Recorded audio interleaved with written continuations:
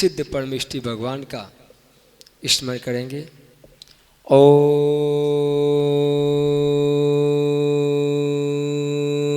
नमः सिद्धेभ्यः।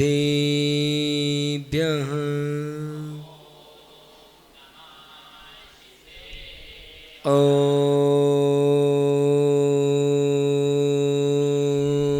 नमः सिद्धेभ्यः।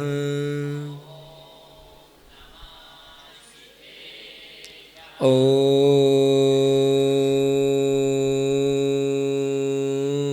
नमः सिद्धेभ्यः। देवासुरेन्द्रनरनागिसमर्चतेभ्यः पापप्रणाशकर्भिमनोहरेभ्यः घण्टाध्वजादिपरिवारविभूषतेभ्यो नित्यं नमो जगति सर्वजनाहिलेभ्यः। सरस्वती नमस्तुभ्यं वरदे कामरूपिणी उपदेशात् करिष्यामि सिद्धिर्भवतु मे सदा। गुरुवापान्तो नो नित्यं ज्ञानदर्शननायिका चारित्र्यवर्णवगम्भीरा मोक्षमार्गोपदेशिका मोक्षमार्गोपदेशिका मोक्षमार्गोपदेशिका। जय बोलिए अनंतानंद सिद्ध परमेष्टि भगवान की। जय बोलिए आदिनाथ भगवान की। मंदिर के मूल नायक चिंतामणि पार्श्वनाथ भगवान की। संगस्त मूल नायक चंद्रप्रभु भगवान की। देवप्रगत शिकारी चिंतामणि पार्श्वनाथ भगवान की। शासनायक वर्धमान महावीर स्वामी भगवान की। द्वारदेशांग जिनवाड़ी माता की। कल्याण महामंदिर विधान की। परम पूज्य आचार्य कुमुद चंद्र स्वामी जी महाराज की। परम पूज्य गुरुदेव आचार्य श्री आदि सागर महावीर कीर्ति विमल सागर सन्मति सागर जी गुरुदेव की। परम पूज्य आचार्य श्री विद्यासागर जी महाराज की। परम पूज्य मम दीक्षा गुरुदेव आचार्य श्री विराग सागर जी महाराज की। परम पूज्य आचार्य श्री विभव सागर जी महाराज की। 3 कम 9 कोटि मुनिराजों की अहिंसामयी जैन धर्म की। उपाध्याय श्री विक्षण सागर जी महाराज के समस्त उपाध्याय संघ के बंधुओं, कथा चल रही है आक्षेपणी, विक्षेपणी, संवेदनी और निर्वेदनी। हमने कल 3 कथाओं को समझ लिया। आक्षेपणी क्या है, विक्षेपणी क्या है और संवेदनी क्या है। अब निर्वेदनी कथा का, निर्वेदनी कथा यानी कि वैराग्य त्याग का एक अनूठा संगम। जहां त्याग और वैराग का अनूठा संगम बनता है वो निर्वेदनी कथा कहलाती है। वैराग्य जीवन में कब आता है, किसी को पता है? वैराग्य जीवन में कब आता है? बचपन में कि 55 में? कब आता है? हाँ, जीवन के किसी भी पल में वैराग्य उमड़ सकता है। संसार में रह के प्राणी संसार को त्यज सकता है। आपको संसार को छोड़ना है, संसार का त्याग करना है तो संसार में रह के कर सकते हो। संसार में रह के प्राणी संसार को त्यज सकता है। ये जो कविता है, लाइनें हैं भजनों की, कब उमड़ेगा बेरा, कब आएगा जीवन में?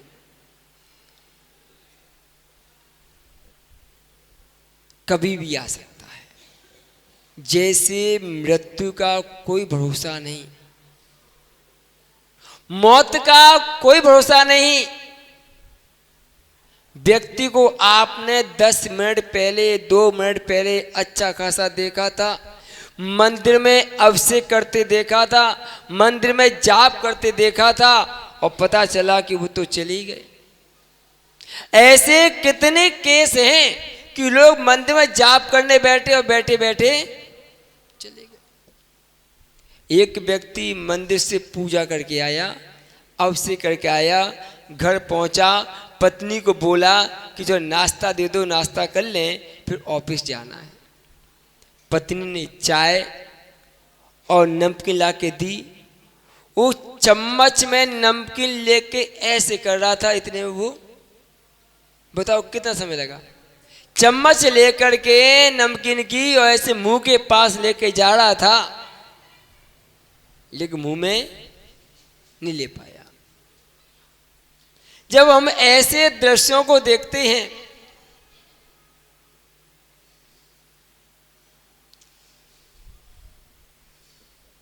तो बड़ा आश्चर्य होता है। ये संसार का प्राणी इतना सब देखते हुए, जानते हुए भी इसे वैराग्य क्यों नहीं होता? भगवान आदिनाथ ने अपने जीवन में पहली बार मौत देखी थी। कितनी बार देखी थी? पहली बार। उससे पहले उन्होंने किसी मरते व्यक्ति को नहीं देखा, मरते जीव को नहीं देखा। वो नीलांजना भगवान आदिनाथ के राजमहल में नृत्य कर रही थी और नृत्य करते करते उसकी आयु क्षीण हो गई। देव ने, सौदामिंद ने दूसरी इंद्राणी देवी खड़ी कर दी, लेकिन सब उस नृत्य में मदहोश थे, लेकिन आदिनाथ होश में आ गए थे। सब नृत्य में मदहोश थे, डूबे हुए थे, लेकिन आदिनाथ भगवान को होश आ गया। क्या आ गया था ये मालूम है? निरंजन का नृत्य क्यों किया गया था? होश में लाने के लिए। वो मदहोश हो गए थे। जैसे कोई व्यक्ति शराब पी करके क्या होता है? मदहोश हो जाता है। उसमें होश में लाने क्या करो? उसके ऊपर क्या करना पड़ता है? किसी शराबी व्यक्ति को होश में लाना क्या करना पड़ेगा? पता है कुछ? कहीं पी आप लोगों ने? इसे पता नहीं है, पियोगे तो पता चलेगा। क्या? जो व्यक्ति होश में नहीं रहते ना, वो पानी डाल दो, अपना होश में आ जाए वो। ऐसे ही जो राग के में मदहोश बैठे हैं, उनको होश में लाना है तो वैराग्य का पानी डाल दो, वो अपने आप होश में आ जाएगा। आदिनाथ भगवान 83 लाख वर्ष पूर्व तक मदहोश थे। आयु का 1 लाख वर्ष पूर्व बाकी बचा था। सौदामिनी ने कहा कि ये तो होश में नहीं आ रहे, मदहोश बैठे हैं। क्या किया? ऐसा दृश्य दिखा दिया, ऐसा दृश्य दिखा दिया कि उस दृश्य को देख करके उनको वैराग्य उत्पन्न हो गया। वैराग्य, निर्विघ्न कथा।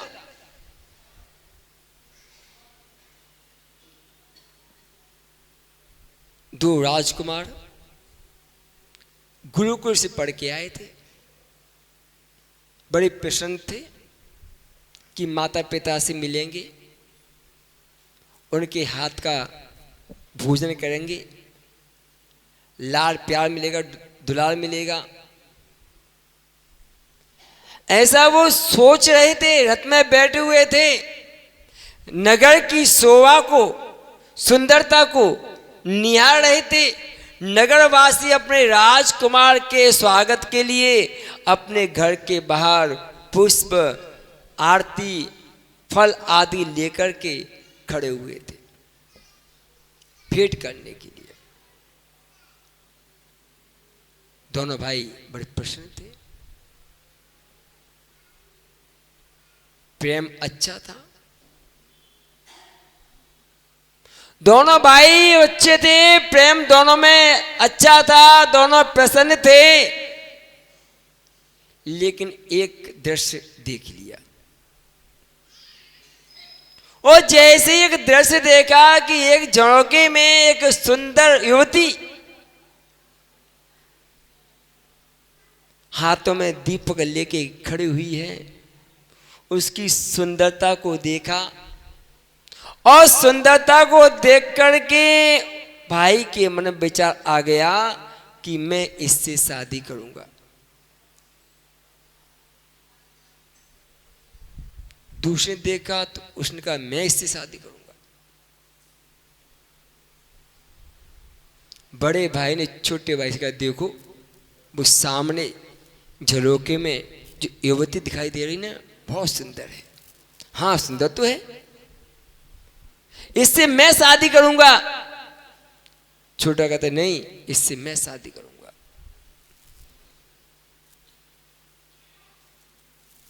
और उस दृश्य को देख करके दोनों की तलवारें म्यान से बाहर आ गई।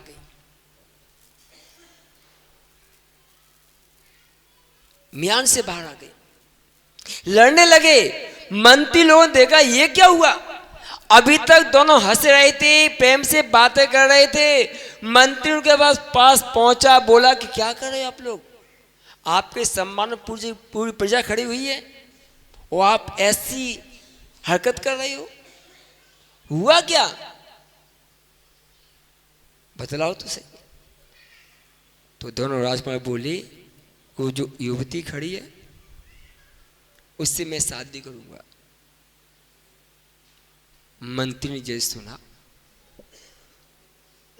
उसने अपने कान पर हाथ रख लिए। दोनों राजकुमार बोले क्या हुआ,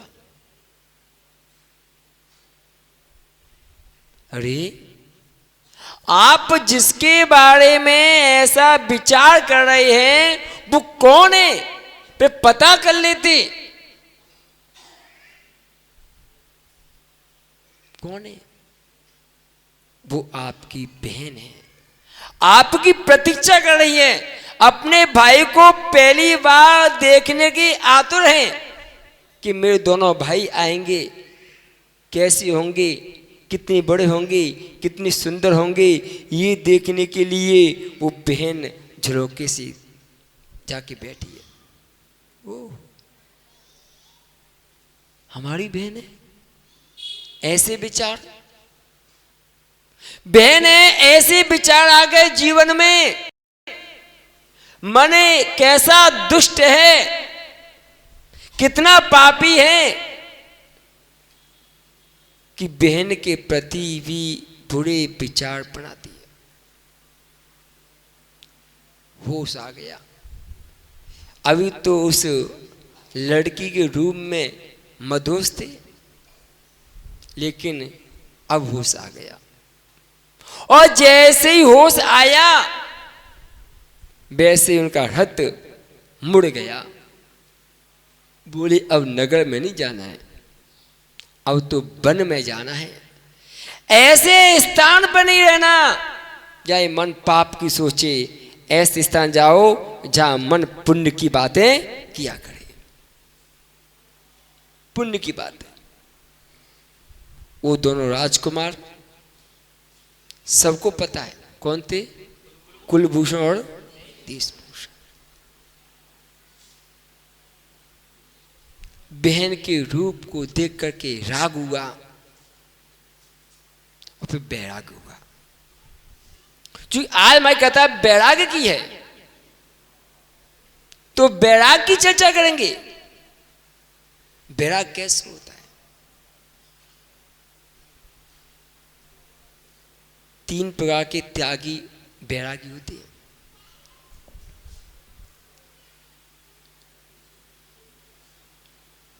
हमारे आचार्य बेहोश सागर जी महाराज ने समाधि भक्ति लिखी है, पढ़ते नहीं पढ़ते? मतलब इतनी उनकी रचना सटीक है, उन्हें समाधि भक्ति में सब कुछ भर दिया। ये तो कवि की खूबी होती है कि कवि अपनी रचनाओं में आगे पीछे का, ऊपर नीचे का सब लेकर के समाविष्ट करता है। त्यागी 3 प्रकार के होते हैं, बैरागी 3 प्रकार के होते हैं। एक उत्तम, एक मध्यम और एक जघन। उत्तम कौन है, मध्यम कौन है, जघन कौन है? एक महिला अपनी टोकरी में गांव की गंदगी लेकर के बाहर फेंकने जा रही थी।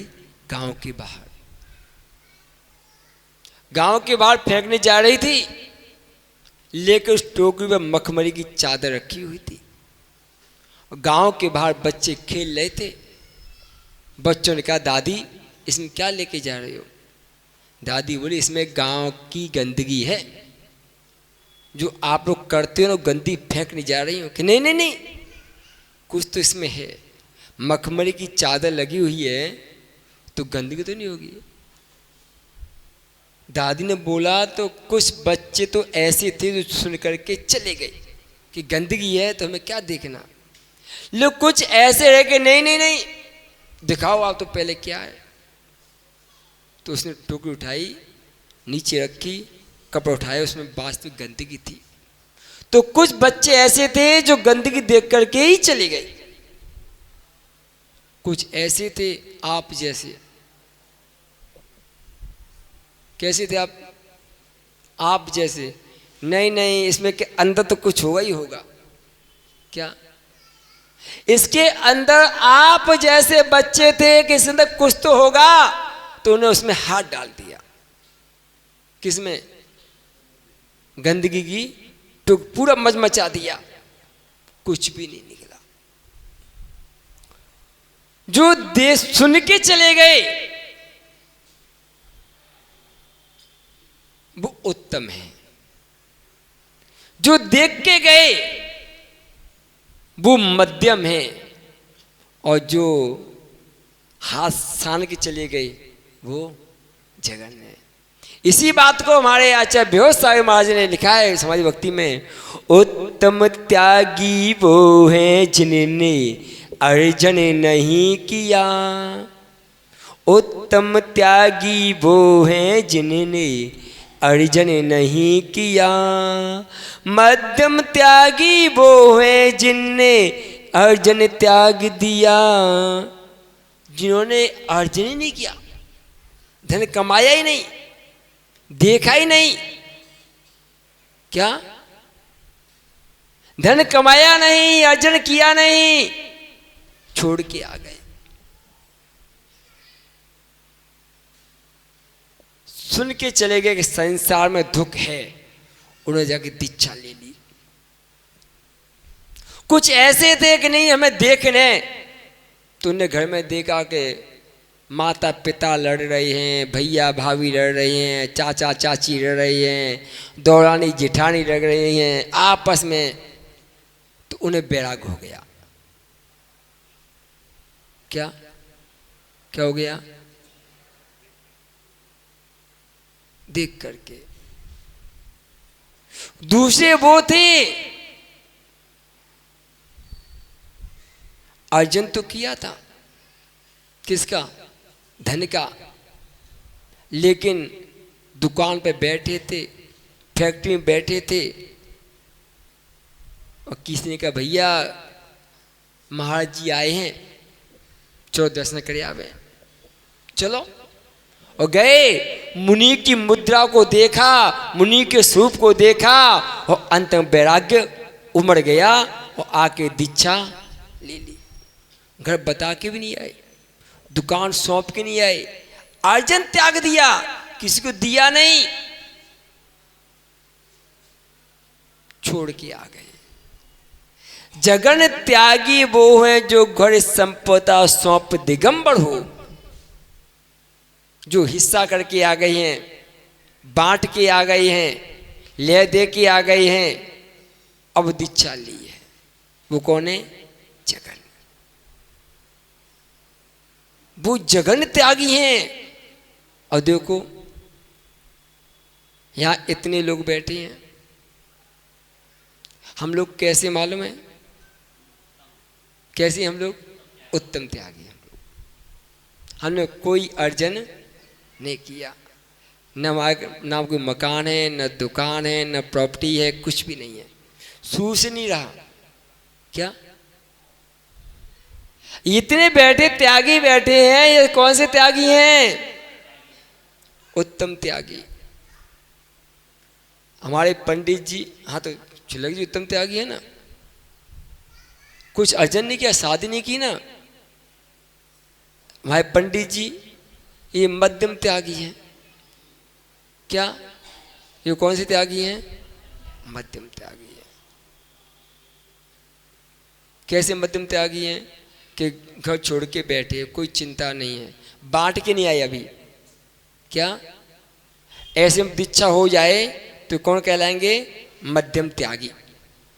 न बच्चों को हिस्सा दिया, न बांटा बेटियों में, कुछ भी नहीं, जैसा आता वैसा छोड़ करके आ गए। ये मध्यम त्यागी। जगन त्यागी जो दीक्षा लेने से पहले बेटी को, बेटों को, भैया को, पोतों को, पोतियों को हिस्सा बांट करके आती है। आपको महाराज हम कैसे हैं? आप तीसरे नंबर के बच्चे के समान हो। आपसे बोला था राजेंद्र जी के संसार में दुख है, मत फंसो, तो क्यों फंस गए? मंत्री जी आपसे बोला होगा कि भैया संसार में मत फंसो, बहुत दुख है, फिर भी क्योंकि आपको बोला, आपको विश्वास नहीं हुआ। आपने घर में देखा भी कि दुख ही दुख है, रोज झगड़े मचे हैं, तो भी आपको यकीन हुआ। आप तो घुस गई, उसे मल में हाथ डाल दिया कि सुख तो कहीं मिल जाएगा, पत्नी में, बेटों में, पुत्रों में, पोतों में, खाने में, पीने में। मंत्री जी सुख मिला क्या? हल्लू भैया सुख मिला कि नहीं मिला? हैं? तो छोड़ छाड़ो, फिर क्या बैठे यहाँ पे? हैं? समय आता नहीं है, समय को लाया जाता है। क्या? समय कभी नहीं आता, समय को लाया जाता है।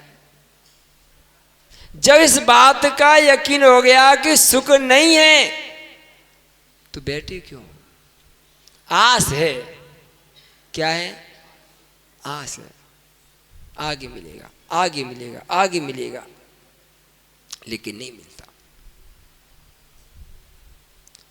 हम जैसे बालकों को बचपन में बुद्धि आ गई थी। क्या? तो जैसे ही उम्र तनक समझने की हुई, 17-18 साल की हुई, अभी आचार्य भैरव सागर जी महाराज दीक्षा दे रहे छिंदवाड़ा में। एक छोटा सा बालक जिसने 2021 में अपना घर छोड़ दिया, उम्र थी उसकी 14 साल। 17 का है, कल ही 14 साल में घर छोड़ा था, और उसकी दीक्षा छिंदवाड़ा में उसकी उम्र है 17 में लगेगा, अभी हुआ नहीं है, 16 में चल रहा है, अक्टूबर में नंबर 17 में लगेगा। ये 16 साल की उम्र में वो दीक्षा लेने को तैयार हो गया। हल्लू भैया समय आया कि लाया गया? समय तो 80 साल में भी नहीं आता, और लाओ तो 8 वर्ष अंत मुहूर्त में भी समय आ जाता है। बैराग हो, कैसे हो? बैरागी को देखोगे तो बैराग होगा, रागी को देखोगे तो राग होगा। आप 24 घंटे में से 23 घंटे राग देखते हो, 1 घंटे बैराग देखते हो। अगर तुम 23 घंटे बैराग देखने से लग जाओ ना, तो फिर आप घर नहीं जाओगे। सौदामिंद्र जी 24 घंटे में से 23 घंटे राग देखते हो, बैराग नहीं देखते। ये तो विधान चल रहा है कि तुम 6 से 10 में बैठ रहे हो, विधान नहीं होता तो इतने बैठते क्या? इतने मंदिर रोज आते भी नहीं होंगे। आते कहते रोज मंदिर में? इतने आते रोज? अच्छी बात है। बैराग निर्वेद कथा बैराग उत्पन्न कर रही है। सावन का महीना चल रहा है भैया। एक व्यक्ति अपनी बहन को लेने पहुंच गया। सभी जाते हैं, नई नई शादी होके आई थी, मई जून में शादी हुई थी। सावन का महीना आ गया। माता पिता ने कहा जा भैया बहन को लिया, पहली बार घर आएगी। तो भैया गया, बहन ने अच्छा स्वागत किया। तो बड़ा बहन अपने जीजा से बोला कि देखो मम्मी पापा ने बोला है कि बहन को लेके जाना है, तो आप आज्ञा कर दो हम लेके जाएं। उसने कहा तुम लेके जा रहे हो, फिर हम कैसे रहेंगे उनके बिना? अरे कैसे रहोगे, ये सब रहते हैं। नहीं नहीं नहीं, अब तुम पत्नी के बिना एक मिनट नहीं रह सकते। तो उसने कहा बहन को लेके जाना है तो मैं भी साथ में चलता हूं। क्या? तीनों जने, कौन? वो भाई, वो बहन और बहन का पति, तीनों जने साथ में जा रहे थे, चलते जा रहे थे। देखो बैराग कैसे होता है, राग में साथ में चल रहा था, राग में साथ में चल रहा था। कोई भी पति अपनी पत्नी के पीछे नहीं भागता कि मैं तुम्हारे संग चल रहा हूं ससुराल, लेकिन वो इतना रागी, इतना रागी।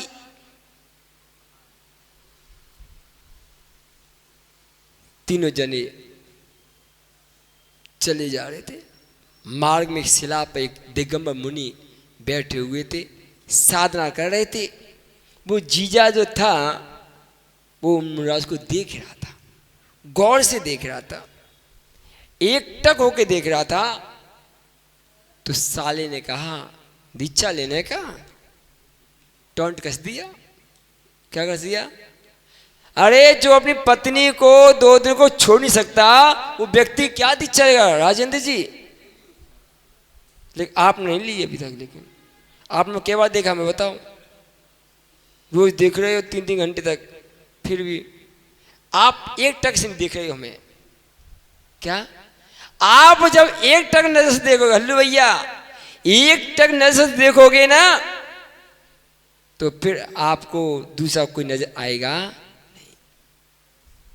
आप एक पल हमें देखते हो, फिर दूसरे पत्नी को देखती हो, फिर हमें देखती हो, फिर पत्नी को देखती हो, फिर हमें देखती हो, फिर पत्नी को देखती हो, तो मन स्थिर नहीं हो पाता। एक मन कहता है मुनि बन जाऊं, मुनि को देख देख करके मन कहता है मुनि बन जाऊं, लेकिन जब पत्नी को देखते हैं तो कहते हैं नहीं नहीं नहीं, इसका क्या होगा? ये बात है ना, सत्य है ना। मन में आता है मुनि बन जाऊं, लेकिन जैसे ही दृष्टि पत्नी के पास जाती है तो मन पिघल जाता है, इनका क्या होगा? लेकिन उसने एक टक उन संत को, दिगंबर साधु को देखा। साले टोंट कसा, दीक्षा लेना है क्या? मन तो हो रहा है, उसे लगा कि दीक्षा नहीं लेगा। कैसे लेगा? पत्नी को छोड़ नहीं पा रहा है, क्या दीक्षा लेगा? नई शादी हुई है, नई नई पत्नी है।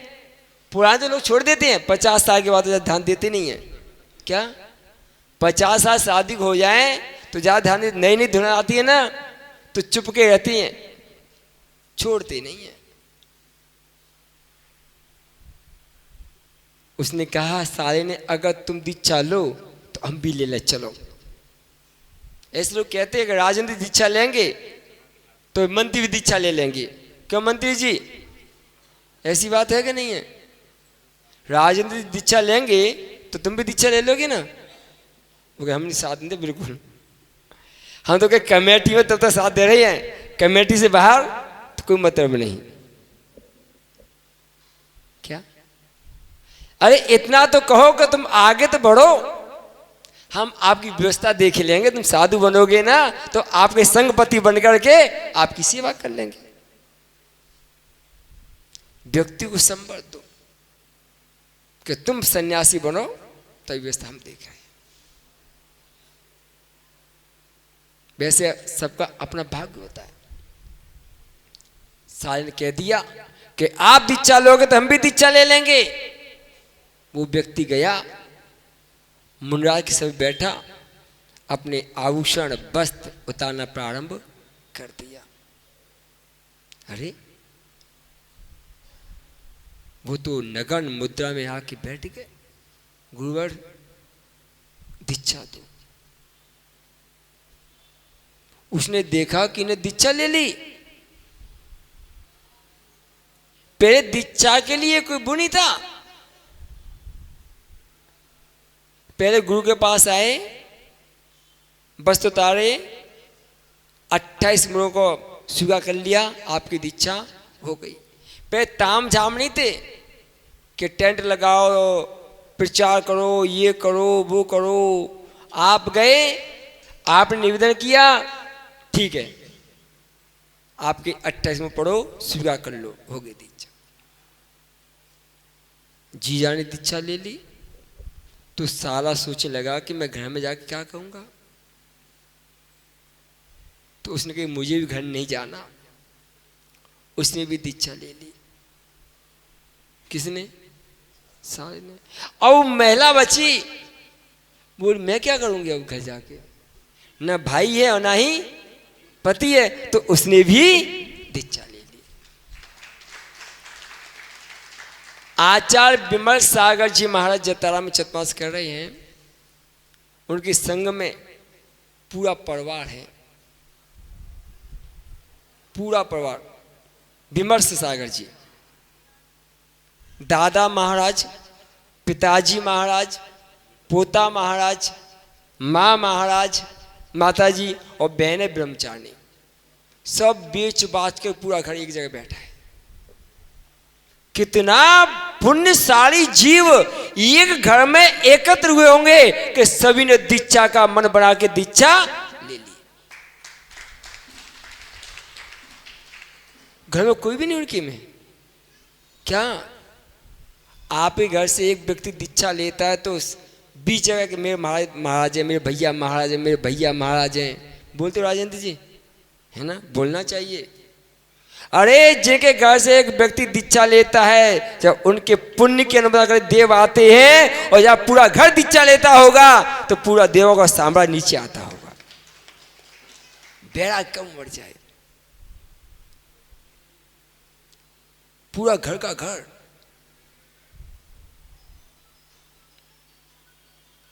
ऐसा बहुत कम होता है कि पूरा घर दीक्षा ले ले। एक ही पुत्र था, अभी तीनों ब्रागोदय में थे, दादा भी महाराज, पिताजी महाराज, पोता ही महाराज। सोचो क्या दर्शन करता होगा ये तीनों साधु। कोई पूछता वो कौन है भैया, कि इनके दादा है, इनके बेटा है और इनके पोता है। दो का तो सुना था कि पिता पुत्र हैं, लेकिन पिता भी है, पुत्र भी और दादा भी है। 3 लोग, कितना पुण्य। आप यहाँ देखो ना, 2 बहनों ने दीक्षा ले ली, ओम श्री अद्युम श्री।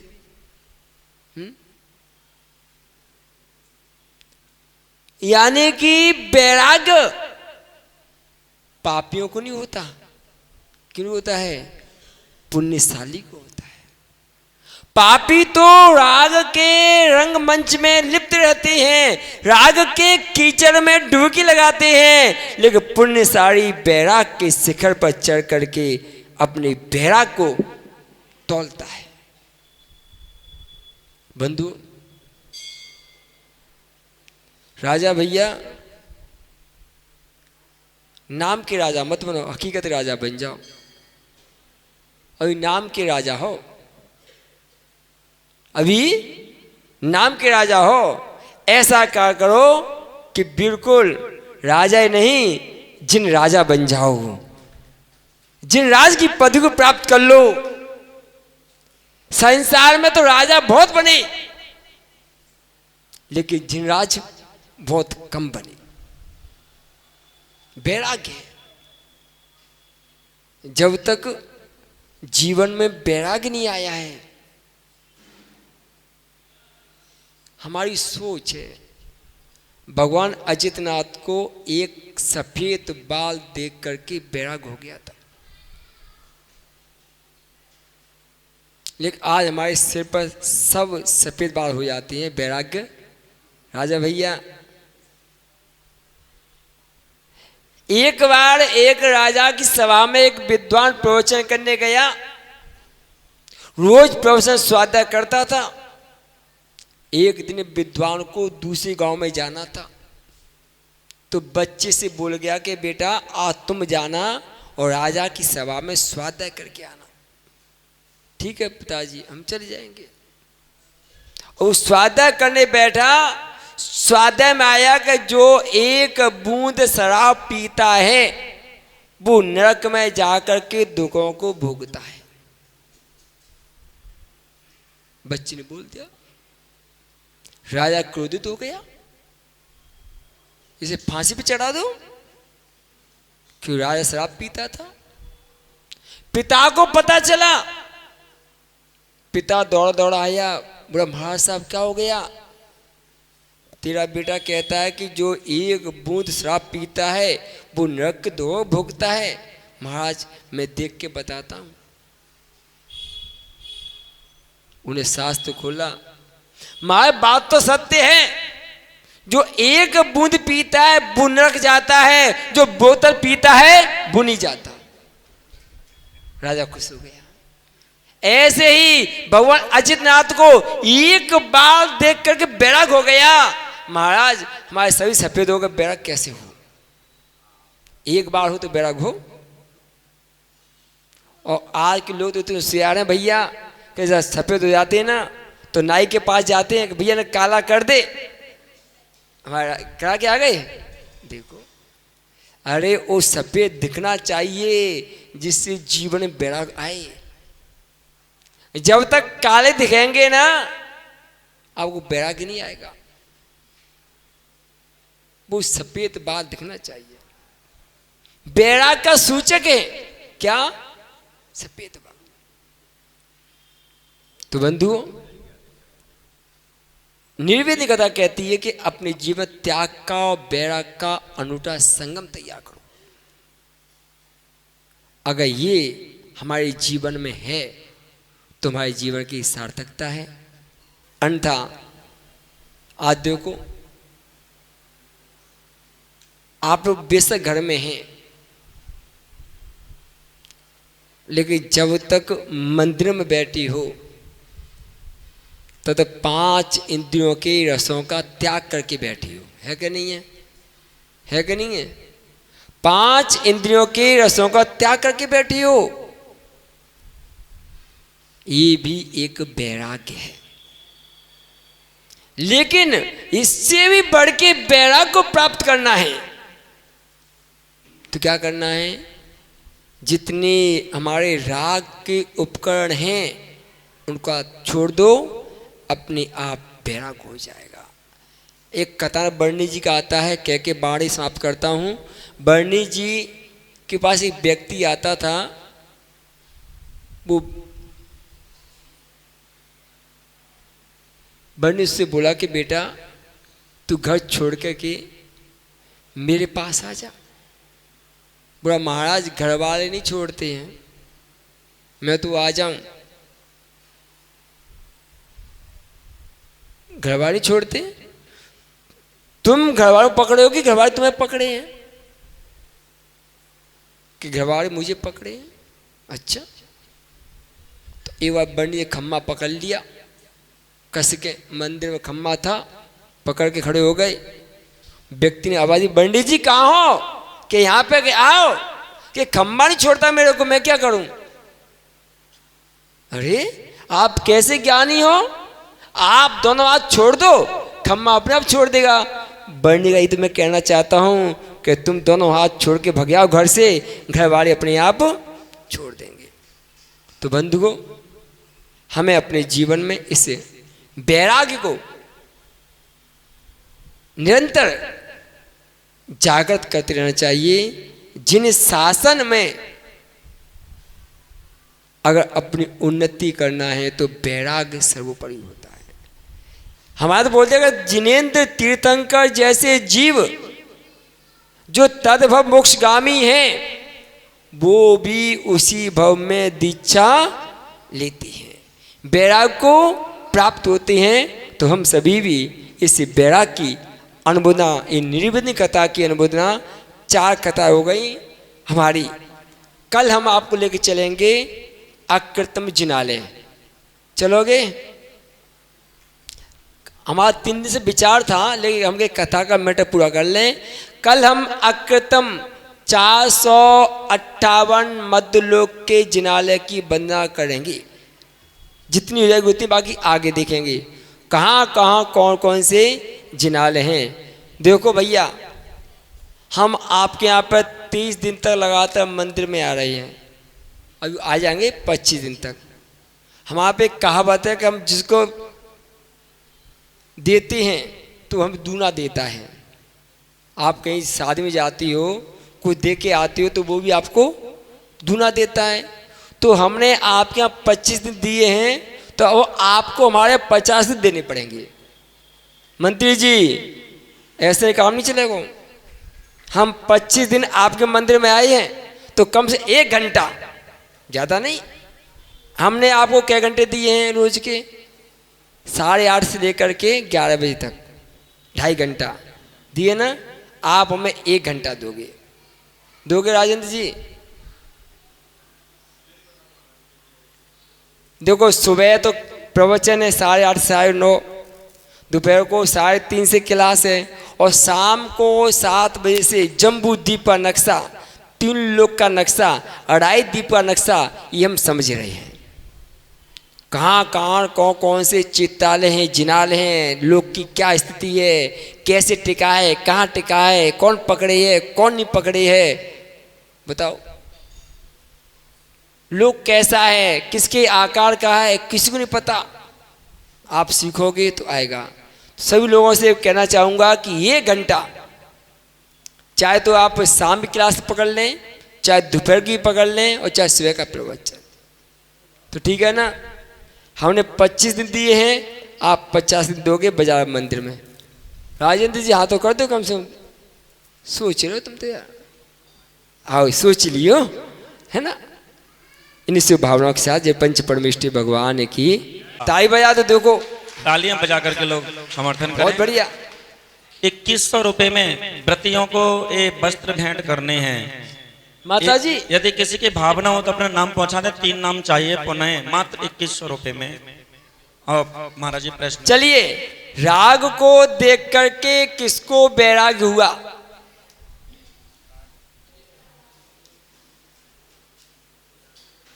किनको पूछे, किनके पूछे?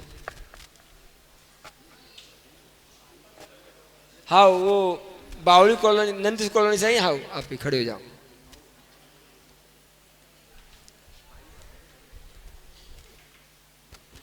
राग को देखकर भगवान आदिनाथ को वैराग हुआ था, नीलांजना कंडरत देखते।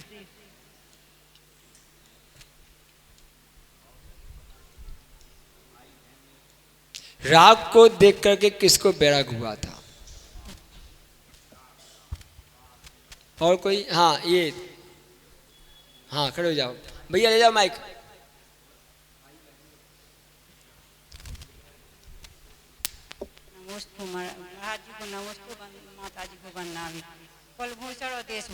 बहुत बढ़िया। कुलभूषण, देशभूषण, उनको बहन से राग हुआ और राग से फिर वैराग हुआ।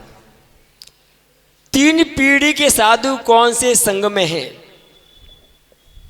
3 पीढ़ी, 1 नहीं, 2 नहीं, 3 पीढ़ी। किनसे पूछे भैया?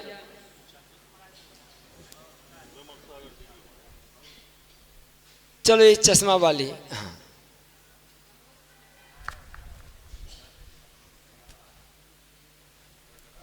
जतार में आचार्य श्री विमर्श सागर महाराज। बहुत बढ़िया। आचार्य विमर्श सागर महाराज संघ में 3 पीढ़ी के साधु विराजमान हैं।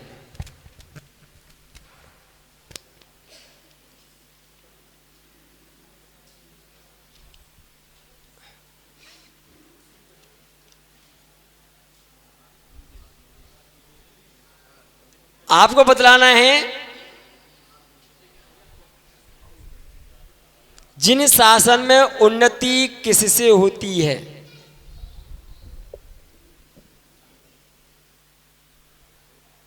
तुम तो घर के ग्राहक हो। जिन शासन में उन्नति किससे होती है। हमने तो बोला था, लास्ट में बोला हमने ये शब्द तो। और कोई? हाँ, नहीं मालूम? कोई नहीं है? 3 लोग हैं बस केवल। चलो तो एक घोड़े खड़ी हो जाओ। कोई यही नहीं थे, हम क्या करें? नमोस्तु महाराज जी। वैराग्य से। बहुत बढ़िया। जिन शासन में उन्नति वैराग्य से होती है। जितना वैराग होगा उतनी उन्नति होगी। कितने प्रकार के वैरागी या त्यागी होते हैं, कौन कौन से? हाँ, बीच वाली बिना चश्मे की। आपको नाम मिला था कल? कभी नहीं मिला यहाँ पे? उत्तम, मध्यम और जघन्य। उत्तम कौन होते हैं? जिन्होंने ना तो कभी धन अर्जित किया है और सीधा वैराग हो गया है, और मध्यम जो जिन्होंने दुकान पे बैठे हैं और सीधे उठ के आ गए, ना ही अपना बंटवारा किया, अर्जित तो किया पर बंटवारा नहीं किया। और जघन्य जो जिन्होंने सोच समझकर अपने भाई बहन अपने बच्चों को बंटवारा करके फिर उन्होंने वैराग। बहुत बढ़िया। तो आप कौन से बनोगे त्यागी? आप कौन से बनोगे? भैया मैक दे दो उनको तनक।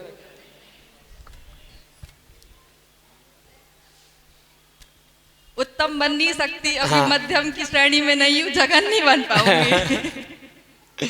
चलिए, कितने हो गए भैया? 4 हो गए। अंतिम प्रश्न।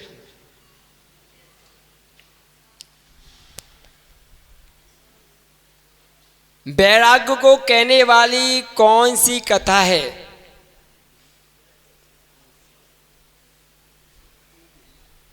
हाँ, देव भैया वो।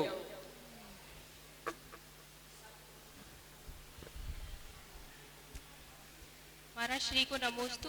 आदिनाथ भगवान जी को हुआ था ना सफेद बाल देख के वैराग्य। वैराग्य को कहने वाली कौन सी कथा है?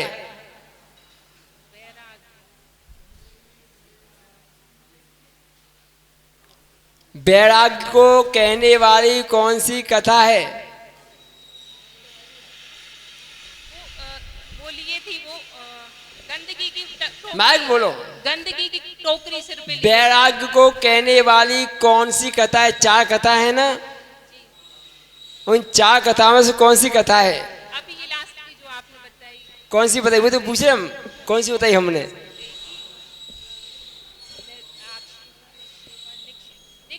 निक्षेपण वाली हैं? निक्षेपण। निक्षेपण नहीं, नाम सही बोलो।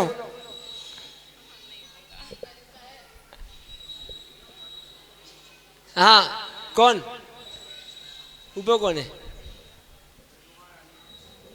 इसलिए पूछ रहे, तो घर के ग्राहक है